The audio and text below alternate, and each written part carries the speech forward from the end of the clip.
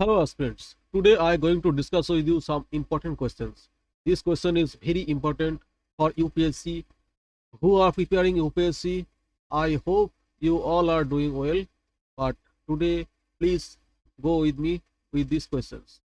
First questions. Which of the following provisions are mentioned in the directive principles of state policy, that is called DPSP, under the Indian constitutions? First option, promotions of equal justice and free legal aid. Second statements, organizations of village panchayat. Third statements, right to free and compulsory educations for children up to 14 years. And fourth statements, prohibitions of slaughter of cows and calves. Answer is option A 1 and 2, option B 2 and 3, option C 1, 2 and 4, option D 1, 2, 3 and 4. Answer is all the four.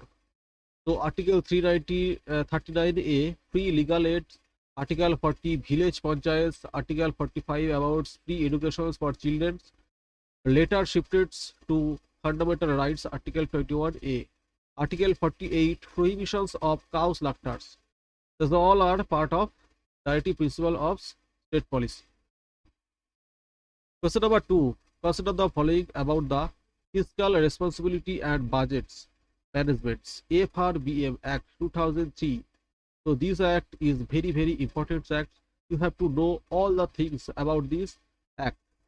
So first statements, it's aim to reduce the fiscal deficits and revenue deficits of the government. Statement 2, it provides a legal frameworks for fiscal disciplines. Statement 3, it is monitored by the Reserve Bank of India. Which of the above is the correct? You can go through these options: first, second, third and fourth. Answer is option A 1 and 2 statement is correct. FRBM Act sets targets for fiscal deficits and revenue deficits. It provides the legal frameworks for fiscal disciplines. Monitoring is done by the central government, not RBI.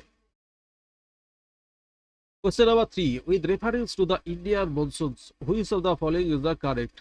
We all know we just come out from monsoons and we are just entering to winter. So you all know how monsoon is work. The El Nino phenomena generally weakens the Indian monsoons.